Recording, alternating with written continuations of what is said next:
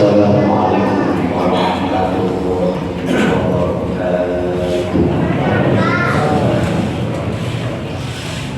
Innal hamdalillah allazi arsala rasulahu bil dinil haqqi yuzhirahu ala dini kulli wa kafa billahi shahida. Asyhadu an la ilaha illallah wahdahu la syarika lahu wa asyhadu anna Muhammadan abduhu wa rasuluhu la nabiyya ba'dahu. Allahumma shalli wa sallim ala Muhammad wa ala alihi wa ashabihi wa sallim ajma'in.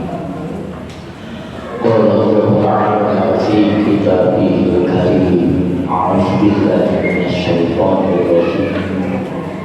Qad aflaha al-mu'minun allazina hum fi sholatihim khashi'un wallazina hum 'anil lagwi mu'ridun wallazina hum 'anil lagwi mu'ridun wallazina hum lizakati fa'ilun.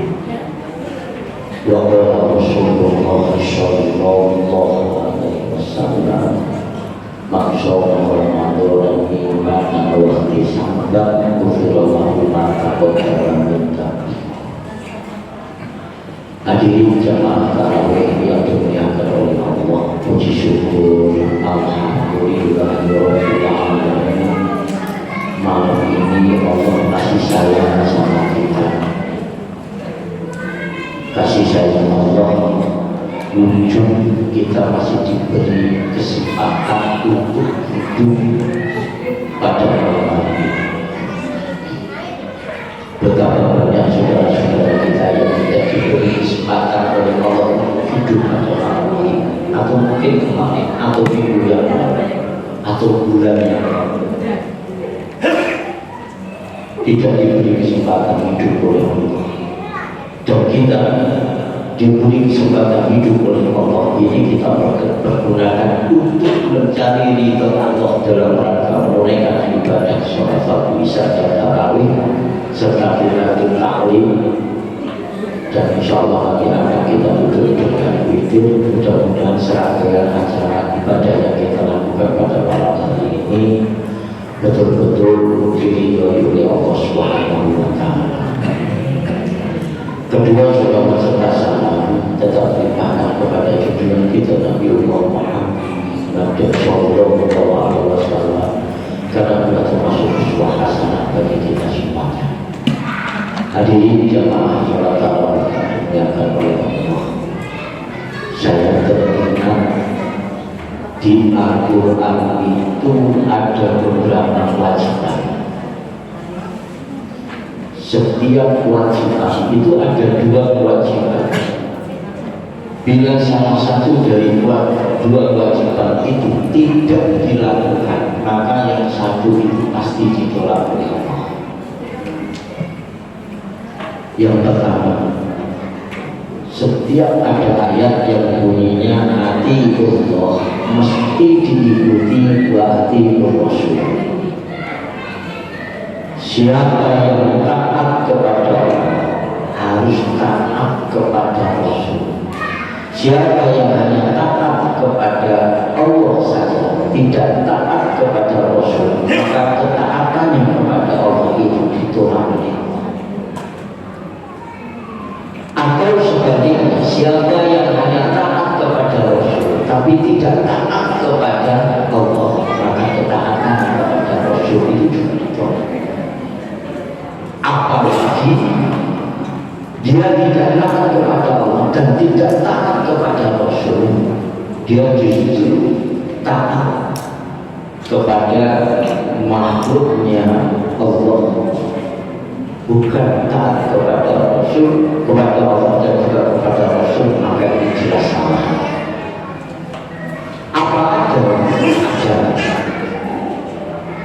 Contoh di Quran itu masalah sholat itu dijelaskan hanya ruku dan sujud. Ruku sujudlah kalian bersama-sama orang ada kelompok itu yang sholatnya itu ya hanya ruku sama sujud, tidak ada ibadah, tidak ada tasawuf.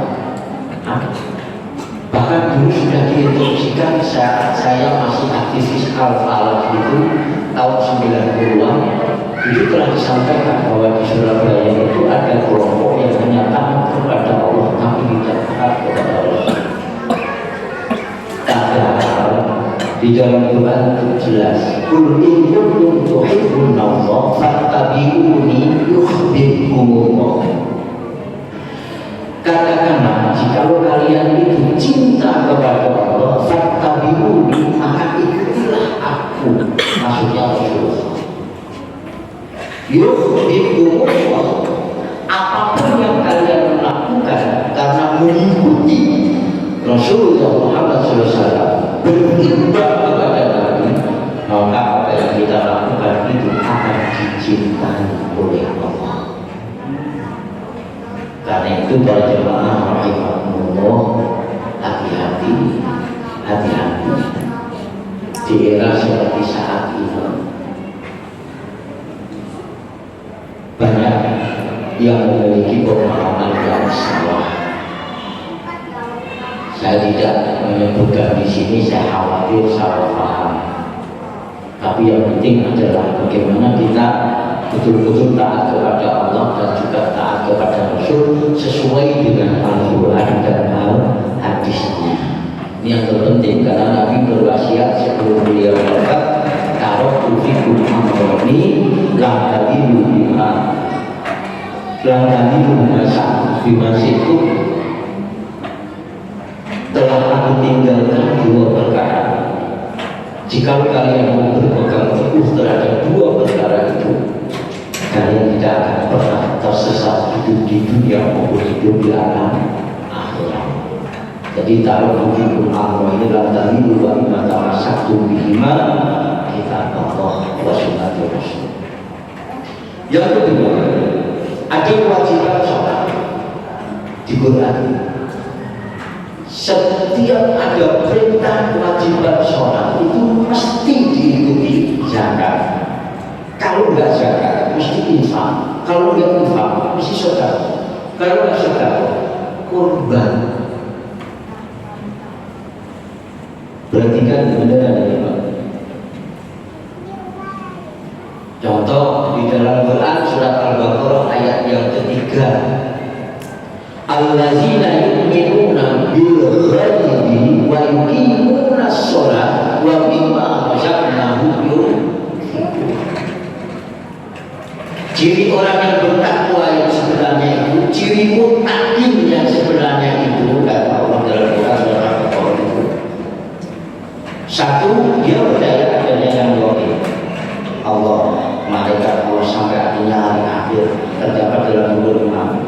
Siapa yang tidak mengimani salah satu dari rukun iman itu, jelas dia tergolong murtad. Walaupun dia imam-imam, tapi keenam tidak beriman, tidak mengimaninya, jadi adanya hari akhir, murtad. Dia percaya sama Allah, tidak percaya sama Rasul. Kalau dia percaya sama Allah, percaya sama Rasul, tidak percaya sama malaikat, sama statusnya dia itu adalah murtad. Orang yang bertakwa itu jelas dia beriman adanya yang gaib, yakni Allah di antaranya.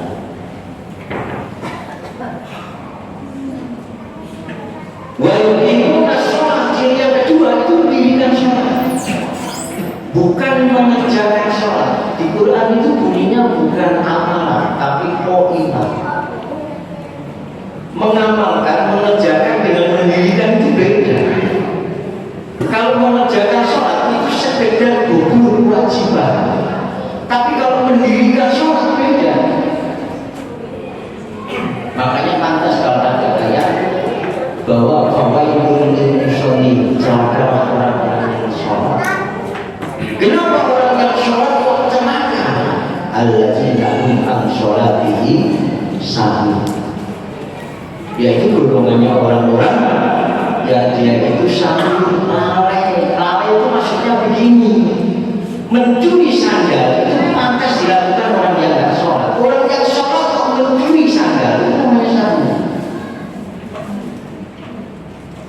Ghibah itu pantas dilakukan orang yang nggak sholat. Orang yang sholat kok ghibah, kalian ngerasain itu namanya sabu.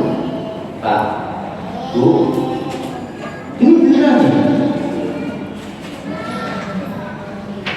Berbuat jelek jahat itu pantas dilakukan orang yang tidak sholat. Orang yang sholat kok berbuat jelek, berbuat yang jahat, itu jelas sabu. Kenapa? Inna sholata tanha 'anil fahsya wal munkar. Karena sholat ini bisa mencegah perbuatan keji dan munkar. Beda orang yang sholat dengan orang yang tidak sholat. Orang yang sholat pasti tidak akan melakukan perbuatan yang jelek atau jahat. Betul betul. Bukan kok lalai itu dimana kan Allah Akbar lalai kok tidak baca doa kita, tidak baca suratul Fatihah kan kita nggak sah. Lah rakaat kan tidak di Fatihah, tidak ada rakaat kecuali dibacakan suratul Fatihah. Bu paham bu ini? Awas ada ngomong ini salah paham, akan bisa jadi pulang gagal paham. Iya bu. Menek kegawalan ya sampai berdoten. Mau ini terakhir ayo. Saya kan di sini terakhir yang kedua. Tuh lah kok. Tapi biasanya takmir itu mesti dipakai jamaah, imamnya kejamaah. Mana imamnya cepat, imamnya kecepatan. Mesti takmir. Nanti pada Chandra mana tak langsung di request sama takmir. Suratnya balasnya ke bawah. Tanpa kena cepat mulai ceramahnya udah lebih dari 7 menit. Itu mana setelah salam 2 salam mulai turun tol naik tol berdiri selesai. Gak kayak imam berangkat setengah 5 terus kali masuk jamaah yang ini atapon mau kesini langsung gak kasih. Padahal setengah 5 baru mati sampai catokan lampu Indonesia kan mati. Buku imam sendaran tapi disangoni sama istri. Ada kurma, ada gimana? Jangan bilang. Jadi sholat ini bukan sekedar gugur kewajiban. Orang yang sholat ini secara pribadi, kepribadiannya maksudnya, gaya hidupnya itu harus lebih baik dibandingkan yang tak sholat. Kalau dia melakukan suatu perbuatan yang keji, jahat, itu jelas salah. Apa meneh rokok? Sholat jadi lihat wong syukur. Matuk baca Bismillahirrahmanirrahim. Kapan mari nek dhewe kan sak menit mau tuh roh dia ame dicerita-cerita kok. Tapi setiap ada perintah sholat di dalam Quran mesti ada perintah zakat infak. Nah, terutama Al-Baqarah ayat yang ketiga itu. Wa yuqimuna sholat, mereka yang mendirikan sholat. Karena yang bertakwa itu wajib. Fardu ain, bukan fardu kifayah. Bedanya di mana fardu ain dan fardu kifayah? Ada pada kaifiahnya, tata caranya. Kalau fardu ain itu setiap individu berkewajiban, tapi kalau fardu kifayah itu boleh diwakili oleh sekelompok orang. Sholat jenazah. Setiap ada perintah sholat, wa mimma razaqnahum yunfiqun. Nah, kebetulan di situ infak. Dan mereka akan mengeluarkan sebagian daripada harta mereka untuk diinfakkan. Infak infak. Tapi saya yakin batin ini insya Allah orang itu terlalu sampai terlalu kafe tak cilik makan ada yang tak cilik Tapi aku tuh kok bisa tersinggung. Makanya aku dengan mudah jadi ada apa? Dan aku ini dewe kok bisa tersinggung. Nah, yang lain yang ada kuah yang kono.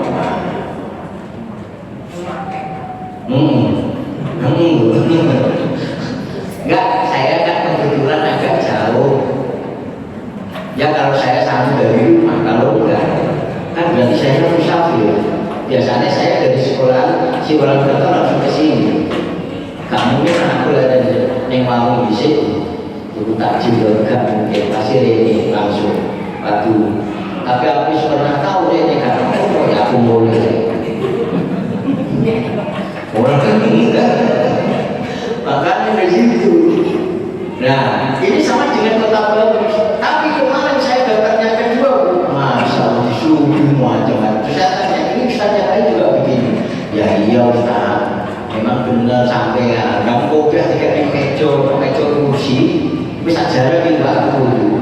Lu juga disuruh kita hanya tompo kamu belas. Kok biar itu tenang. Ya saya bisa tanya, kalau satu dari Surabaya kan dia terus sekarang itu Kota Baru. Apa mungkin berangkatnya hari-hari? Kan enggak mungkin. Dia pasti mungkin hari-hari tinggal orang takjilan. Dan terus orang enggak takjilan. Oh enggak mau. Menurut orang aku, tapi intinya ngomong aku Ustaz ini waduh. Nah, pembatasan tidak sama pembatasan udah ya aku. Dulu tak cukup air putih ini cukup lebih dari itu. Ibu aku rako dua hati apa ndak punya gajinya yang ngomong itu kan juga soal. Jadi sekarang fa'amman aqala lahu wa saddaqa bil husna fasan yasiru lil yusra. Itu pujianku. Maka barang siapa yang beriman bertakwa kepada Allah dan dia bersedekah mengeluarkan sedikit dari harta yang dia miliki, diterimakan kepada orang yang berhak menerimanya, khususnya orang yang akan segera berbuka puasa. Subhanallah. Dia membenarkan akan adanya pahala pada sedekah itu. Allah janji fasal yasiru, maka kami akan memudahkannya orang yang ahli sedekah itu lil yusra, jalan menuju kemudahan. Kalau nggak jatuh ini ibu ini bapak, kalau nggak jatuh ini bapak ini ibu ini anak ini menurut wangi kalian cuci kagak dikira Pak Muni itu sakit dari orang ngomongan enggak watawa sawil hak watawa sawis. Nah merasa sakit hati itu mau ngomongin dan sampai dasar tak boleh kosong-kosong. Aku nunggu semua yang bagus itu sama dapat lagi.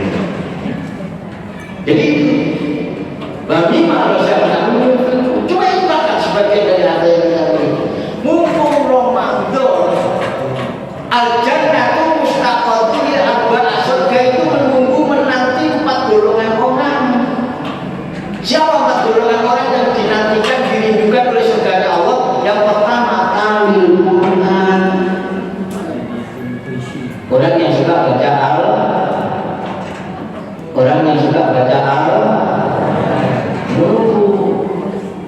terutama orang yang suka duduk di majelis taklim mendengarkan ayat-ayat Allah dan juga hadis Rasul. Arbatin antara ini temen aku senang. Oh masjid itu, mohon maaf, maghrib kok isai tinggal sekali karena kamu kajiannya kan di maghrib. Aku mau beneran kan mau di masjid lah. Tak tanya tak milih, Pak. Takjil makanannya tiap sore berapa? habis nanti kurang. Lu kok saya nggak ngerasa? Lu kok bertajim? Terus yang lucu mana? Rongsok ini neonok kali itu amblas. Padahal taklim ini termasuk kebun surga di dunia itu yang majelis taklim ini. Saya itu Nabi mengingatkan kun alimah, jadilah orang yang berilmu. Kalau panjenengan berilmu, insya Allah dalam perilaku bijak. Kan gitu kan? Man arada dunya fa'alaihi bil ilmi, wa man arada al-akhirah fa'alaihi bil ilmi, wa man arada huma fa'alaihi bil ilmi. Siapa yang ingin menggenggam dunia, itu alatnya ini. Siapa yang ingin nanti di alam akhirat bahagia, alatnya juga ini. Siapa yang dunia akhiratnya ingin bahagia, itu alatnya juga ini. Karena itu aku mengatakan kun alimah, jadilah orang yang berilmu. Kalau kecil ini kan mesti mulai orang belum udah. Ini kalau pengen ya aku pahit dua ya. Kita sesuai nomor. Yang kedua, sampai bukan termasuk golongan orang yang berilmu kata Nabi. Allah ta'alimah, jadilah orang yang belajar tentang ilmu belajar. Ya Allah. Belok ada deh. Alhamdulillah. Belok itu ngajinya semangat. Kemana? Guru SMK itu dulu yang membimbing istri saya. Kebetulan istri saya itu trainernya metode guru. Bu Elo ini semangatnya. Kalau Elo nggak tahu aja nggak paham, lewat saya sampaikan ke Bulur, tolong nanti Bulur untuk menyampaikan ke saya Pak Bulur. Ada saksi yang saksi hidup Pak, bukan ada itu. Belajar, masih wis tumpul belajar. Aku disenangi belok, ya sama belok pengalamanku. Tapi intinya yang ini, belajar itu wajib Pak. Aku iso belajar, kalau kita sebenarnya tinggi tidak iso Pak. Saulan ini kok lari jauh gak iso.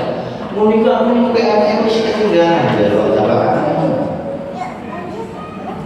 Mungkin rasanya sedih. Belajar. Kalau nggak mau jadi orang yang belajar tentang ilmu, Allah mustami'an, jadilah pendengar setia tentang ilmu. Rumah tahu, lungguh sengaten mari sholat tarawih. Mau coba tuh di sini mana aku? Mau TV acara dia. Dia nyambung ya.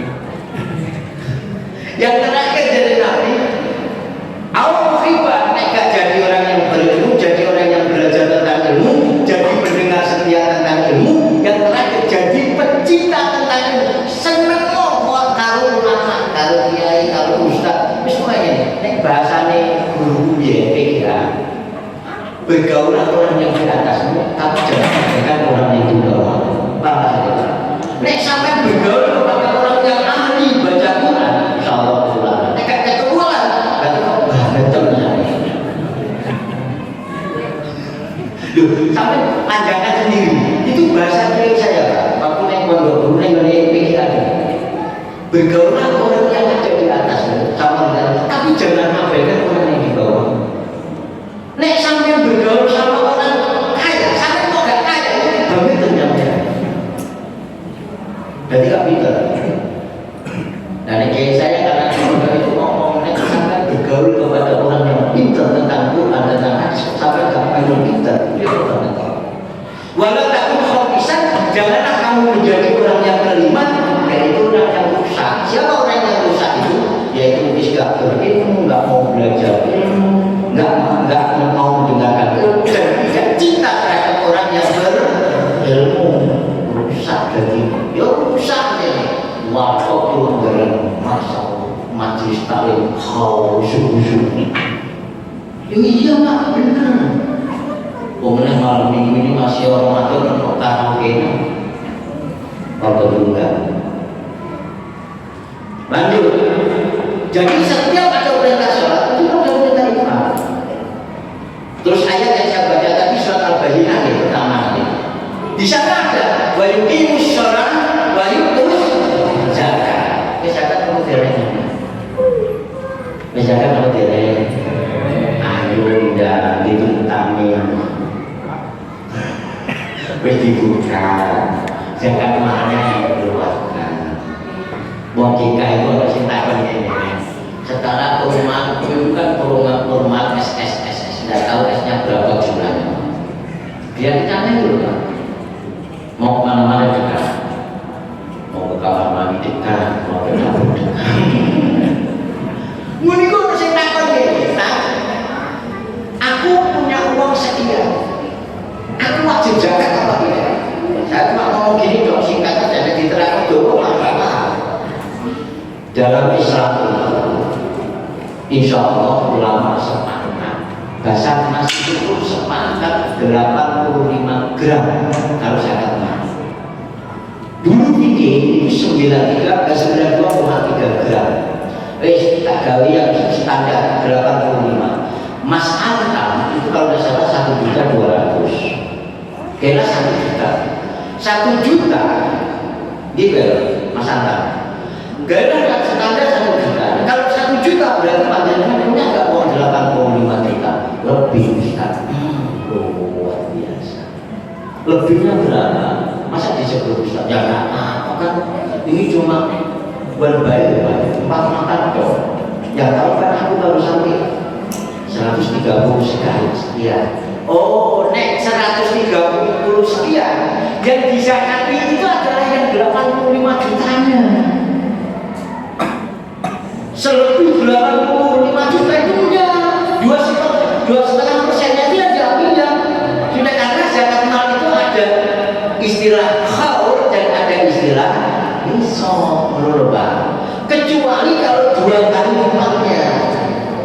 Pak masih di sana. 2 kali lipatnya 85 berapa? Nah, 170 nanti sampai yang punya uang 172 yang 170 itu harus dipakai 2,5%-nya. Sedangkan yang 2 juta enggak menunggu kelipatannya. Akhirnya dia salah kata Pak aku itu dapat lumayan. Bukan untuk pribadi Pak. Kan ada TPG, ada mati. Itu zakat mal. Tapi kalau zakat fitrah jangan sekali-kali itu kamu wajib diterimakan kepada 8 asnas itu atau bagian 60 itu Pak. Tidak boleh zakat fitrah kita berikan kepada orang-orang yang tidak menerima. Kalau bisa sebelum surat itu sudah habis. Dan kalau apalagi jamaah sekarang sudah mulai zakat fitrah itu jauh lebih baik. Dan takmir tak bingung. Biasanya mendekati kamu terus kate apa berangkat sholat pakai bayar zakat bingung Pak. Aku sekarang bingung nanti uangnya gak boleh yang salah panitia alias ambil zakat zakatnya ya nanti keluarkan ya zakat malnya terutama tapi nanti mulai zakat fitrah itu dimulai 1 Ramadan sampai akhir Ramadan sebelum sholat Id. Nek zakat mal panjang tahun atau berapa tidak yang terakhir saja itu nanti lain waktu saja karena di dalam Quran itu ada perintah bersyukur kepada Allah mesti diikuti syukur kepada orang tua. Kita tak terang dulu boleh hampir sampai di sini saja